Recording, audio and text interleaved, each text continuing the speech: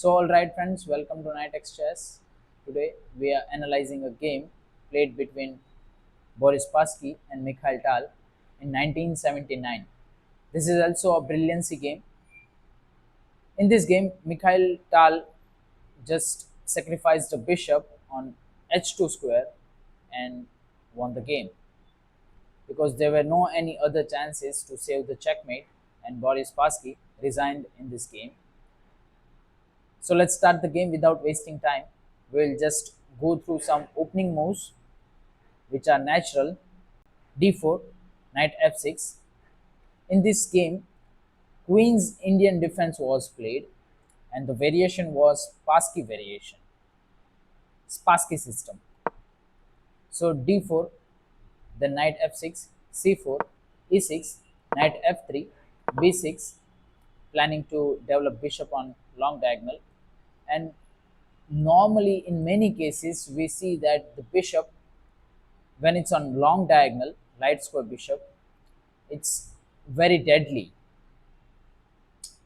Then e3, bishop b7, bishop d3, b3, bishop d6, castles, white castles, black castles, bishop b2, opening on long diagonal, knight bd7, knight b goes to d2, and queen e7, rook c1, rook d8, rook at a goes to d8.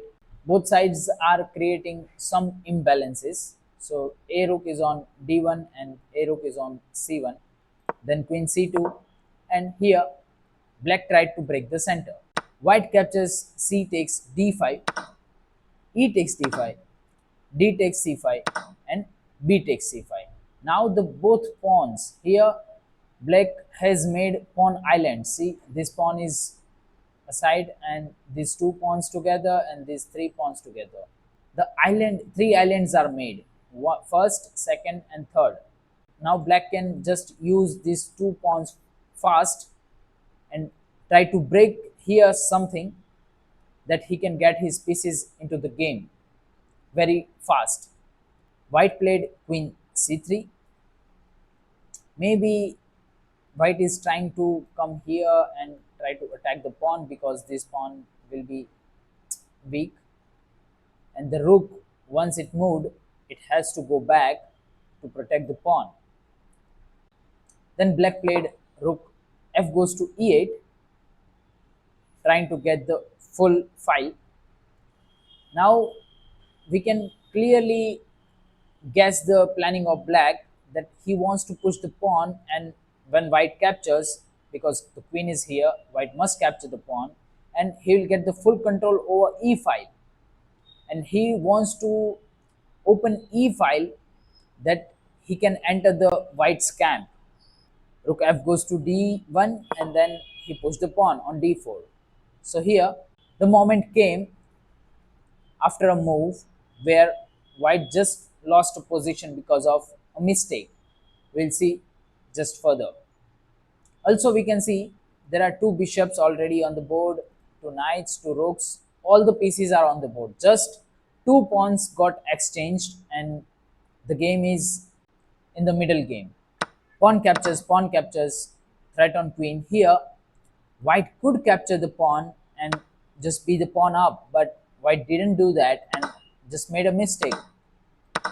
Queen a5, and he went first to attack the pawn, and now black took the grip on the game by knight e5, attacking the bishop, which is unprotected. White must take the knight, black took with the bishop, and he made firm grip on this pawn by the bishop. Here white could try to just exchange the bishop with knight from here or here, and he tried. White tried to go on c4 square with knight, but that was blunder by white because some moves are coming that he is losing grip on e4 square. When the knight was here on d2 square, he was protecting e4 square. We can see the dark square bishop is not working really good. He knows that now to take the long diagonal for dark square bishop is really hard because of this pawn. He also could do just try to exchange the queen here, takes, and his rook will also get the good position here. and he could attack the bishop two times. Also, black has both central squares e4 and d5 in control because of this light square bishop and the knight. White played knight c4, black played rook d5, and he threatened the queen first and brought his rook on fifth rank. I mean, fourth rank for the black. This rook can just switch on any side. Then queen went on d2 square, and here black sacrificed the bishop on h2 square. This is the brilliant move played by Mikhail Tal. And what if he captures the bishop? Then this check is coming, this check is coming, king must go here, then black could sacrifice the rook, and he could enter the queen from here, and white has no control over, see, this square, these two squares, and also this square on king side. So from these three squares black will enter, and this long diagonal bishop is way deadly here.